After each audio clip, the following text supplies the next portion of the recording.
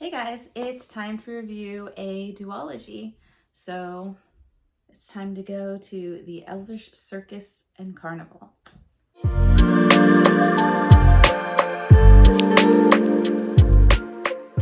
Hey guys, if you are new, welcome to the Book Path. I'm Nicole, and if this isn't your first rodeo, thanks for sticking around.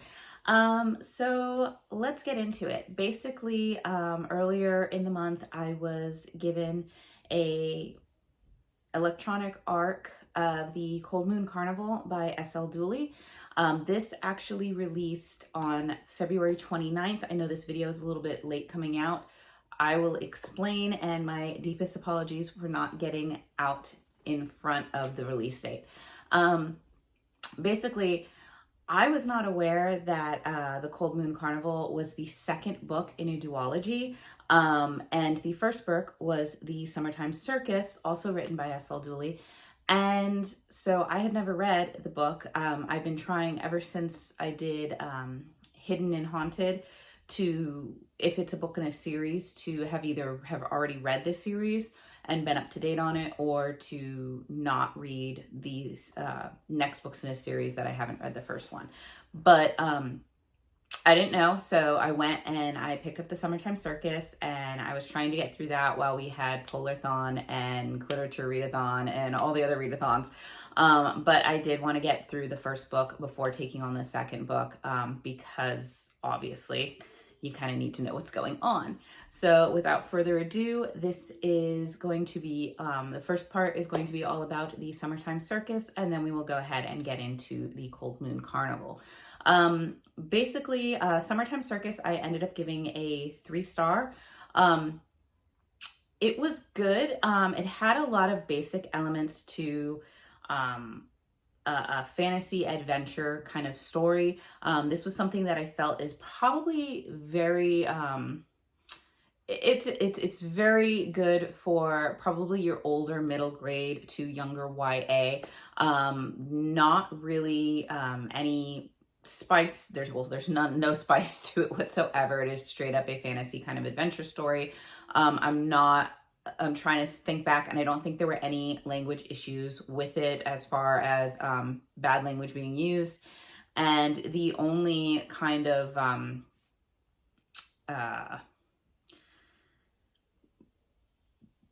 don't even want to say anything really triggering, but there is a battle that ensues at the end of the book, but even then, that's not very graphic. It's a lot of things are very glossed over when somebody is hurt or injured, and none of the injuries are very detailed or graphic. So I do feel that this is safer for a younger audience.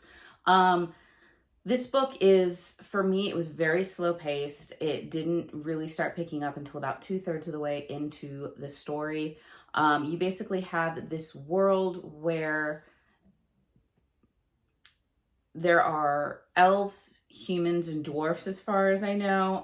However, the humans and dwarfs, I don't think they ever came across a human, and maybe they came across like a dwarf once, but like they're not really heavily featured. So honestly, I think it probably would have just been better just to say that this is an elvish world, because those characters, like I was waiting for them to meet those other characters and see how the elves got along with the humans and the dwarfs and everything, because they mentioned that they're not on good terms with the dwarfs, but then they never, I just don't know where they go. So that was a little confusing.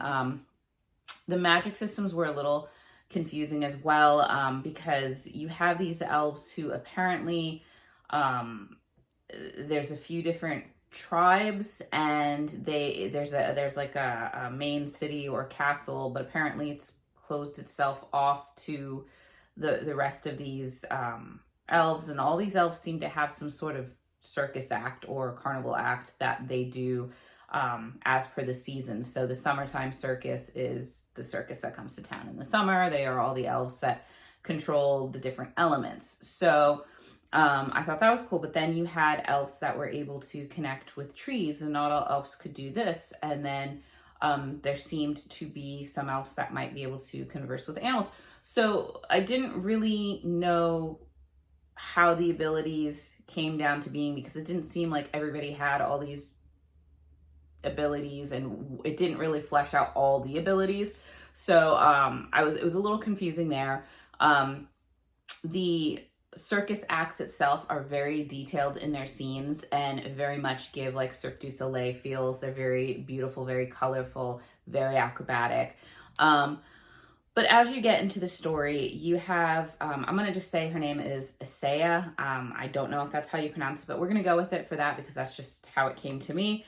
But Isaiah is basically the new leader of the circus. And I'm just going to call her the leader of the circus because there's like 3 different terms they use for her, like master, meister, something, whatever, matra. So it got a little confusing with that. So I'm just going to use the term leader.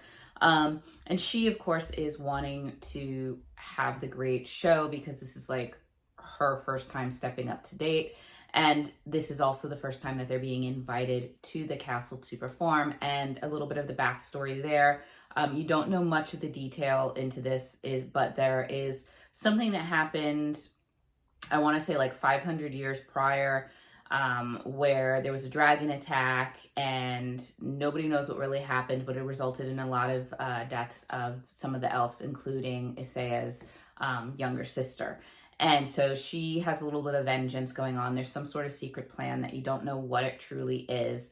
And she's working with somebody through speaking with the trees from somewhere outside of her troupe to kind of flesh out this plan that you don't really get a handle on until like way later.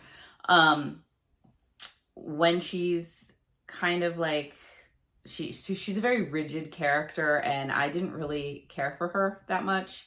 But she is given through her parents and the Elvis Council of her group, a young kind of protege elf to work with or to groom, to take over the position of leader for her. And that young girl is Sela. And Sela is kind of an oddity in their tribe because she was an orphan. They took her in, and she has some physical characteristics that are not of their tribe. They're actually of a different tribe of elves that aren't always looked on with a favorable expression or deal or feeling. And basically, Sela is also somebody who is kind of bent on revenge because in that same battle with the dragons, she lost both her parents and everybody she's ever known. So she's also very vengeful in this. And through Isaiah not really wanting to deal with Sela, she kind of leaves her with all these books. And through all these books, Sela's reading, and she gets it into her head to go and meet with the different tribes to kind of coax them into battle against the castle group. And so she takes off with a dragon that's kind of kept secret because he was a young enough dragon that he was not involved in the attack on the elves. But he's still kept kind of secret because, you know, he was a dragon. And she takes off with the dragon to try to do this, and they find out she's gone. Isaiah knows that Sela's heart was kind of bent on revenge. So through her parents and through her twin brother, Oshua, and her friend, it was like a lifetime friend, Liam, they set out on a quest to go and basically get Sela and come back. And as this journey is going on, you start to meet like some of the fairy folk. You start to see that some of the other elvish communities are in dire straits. There's drought. The trees are dying. And there's much more at play than this. You meet the kind of like darker elves of the story, if you will. And secrets are unfolding as to who Sela really is, who her parents were, and what was kind of going on. And I don't want to give a lot of that away because that does play into the next book and kind of what the main plot is. But you do find out that there are these stone scrolls that contain a heavy amount of magic, and that they are very much coveted because of their power, but they're also wanting to be secreted away because of their power, and that nobody should have this power. So there is like different kind of factions kind of going on with that. And you start to find out little bits of the story as it goes on. So like I said, it was very kind of simplistic in its design that it is a fantasy adventure. It had a lot of, towards the end, what felt very Fellowship of the Ring types, where you have this almost found family coming together to try to find somebody, find these scrolls, are they going to destroy the scrolls, like that kind of part. And I think my favorite character, honestly, in the whole first book was Ratag, who's the dragon. I tend to, if you have a fantasy storyline and you have these kind of animal creatures, I tend to go and gravitate towards these character creatures, especially when they're given personality traits or they respond in a very like person-like way, where they grumble in response that shows their irritation, or maybe they have an eyebrow lift or something that just, what it means, even though it's coming from an animal. And I just find those parts really cute and fun. Obviously, for me, I felt a lot of the story was people just being so angry and so embittered that they have closed themselves off to a point of stubbornness in hearing anything else out. And that seems to be at the base of like causing a lot of conflict and issues. Like I said, I felt it was very slow. I didn't feel like you really got to explore the world as much. And like you were kind of dumped into the plot line without this backstory of what really happened all that time ago, who these different tribes were, why they split apart. Like, you don't know really what's going on, and you don't ever really find out too much in this book. Like, you know a little bit, but not enough to really give you what I felt was the support of really understanding where these characters are coming from. And the characters were not, to me, very developed. Like, you had Isaiah, who, she was just really like stubborn, very like, this is my way, this is how we're gonna do it, I want to be the best, we have to practice. Like, that was just kind of her thing, and you never really knew why. It was just the pressure. And I'm like, okay. Sela was kind of the young and naive one. Asu is kind of like the more calm voice of reason. Liam's kind of a little bit more feisty, battle ready, but like, you don't know a lot. Like, you learn that Liam does kind of have a crush on Isaiah, and Isaiah kind of has a crush on him, but it like, doesn't really develop until the very end as to their little romance. And even then, like I said, there's not really romance. So it was just, it was kind of thrown together. You were kind of still confused at the end. So that's kind of why I gave it a 3. I felt like it had a good basis. It had a good kind of plot, like main plot point. It was just kind of the development of that plot point and building it to be a little bit more was something that kind of fell out for me. And it could just be that for me, I didn't know, when I looked it up on Goodreads, it didn't really say if it was for YA, middle grade, or adult. So I was coming into it thinking it was like an older YA or adult. And as that, I didn't really think it was developed for that audience. I'm really thinking that if it was for an older middle grade to a younger YA, I think it's much more fitting for that. And as that, I probably would have rated it maybe, it still probably would have been a 3-star, probably would have been a little bit higher of a 3-star, close to like a low 4-star maybe. Just because there wasn't a lot of detail. Like I said, it didn't feel like a lot of things were very fleshed out in it. But it was still very decent. So then I ended up picking up the sequel, which was the arc that I was given, and that was Cold Moon Carnival. And once again, that came out on February 29th. This one I ended up giving 4 stars. I actually liked it. It was much more quicker paced. It was a lot more easier to understand where the plot was going, how it was proceeding. This one takes more of a viewpoint of Asua, Isaiah's twin brother, because his daughter, Mare, this is about 500 years after Summertime Circus, which obviously in Elven years doesn't mean anything because, they're like immortal almost. And his young daughter, Mare, has been kidnapped by the kind of sorcerer tribe that is, for lack of a better term, north of the wall, basically, to quote some Game of Thrones in there. There's an icy kingdom that is north, and they have every reason to believe that this tribe has of Tribe of Sorcerers has kidnapped her. There's also, once again, plans to try to destroy these stone scrolls, but those have gone missing. So once again, you have Isaiah, who is now with Liam, who it's not going to be a surprise because you kind of know it's going to go there in the first book anyway. Sela, you have, and a few other characters that you've met towards the end of the Summertime Circus, teaming up once again to try to find the scrolls and try to rescue Mare. And as they go on, now in this second book, you are starting to get more of this backstory as to how the stone scrolls came into being, how the tribes kind of started to split, and the descendants and where they kind of went off. There are a few mention of magical creatures and beasts, which I liked, but I wish there would have been more because I felt it would have enriched the world a little bit more. But I did like the pace. I felt like you got a little bit more of the personalities of the people and why they're kind of fighting and what they're fighting for, what they're willing to risk. And that was really good compared to the first book. Like, I felt like that stepped it up a little bit.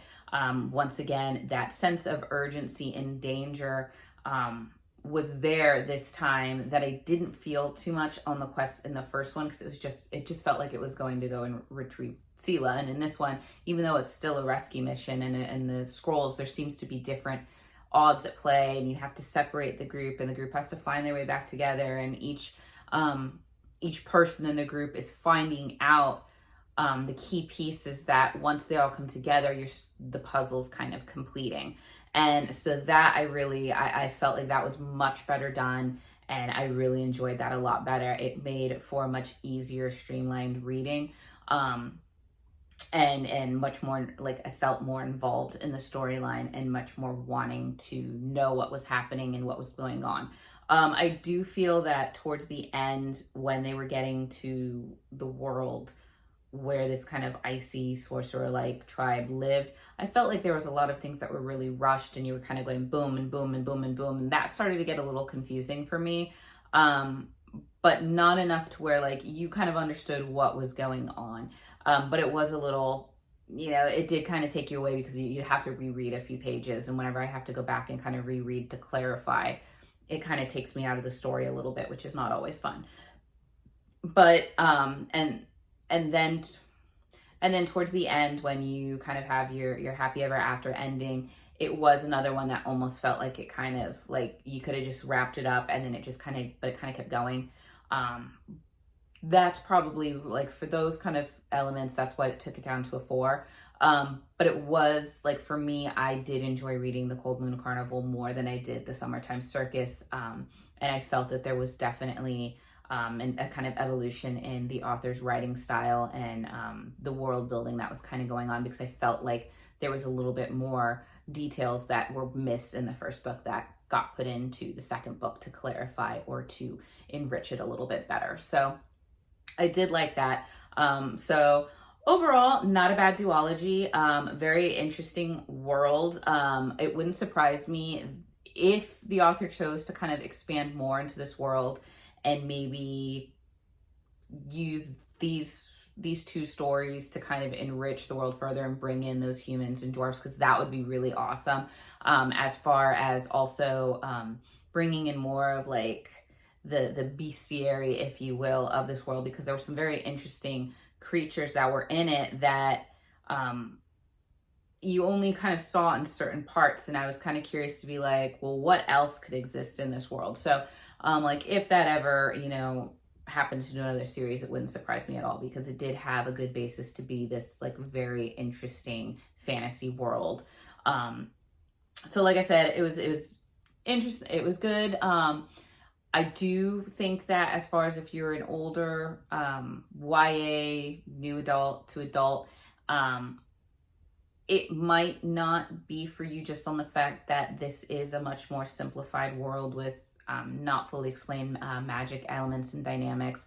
And as far as, like, the politics of the world, it's very much has a feeling of you kind of having to, like, keep track of stuff on your own, or you just kind of have to go with it on things. So for people that are very much into the higher fantasy, where you have these very evolved magical systems and very detailed worlds with amazing backstories and histories, that is not really what you're going to get in this. This is a very simplified magical questing kind of journey. So that's why I feel that it's much more better suited for the younger, like I would say maybe 4th through maybe 9th would be your better audience for this, just because it's a more simplified version, but I think that kind of makes it funner for a younger audience. So once again, Summertime Circus is out. I do believe it is available on Kindle Unlimited, and Cold Moon Carnival came out on February 29th.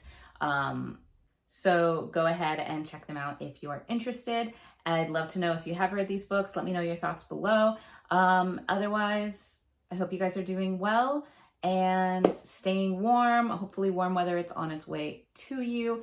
And with that, I will see you guys in the next video. Bye.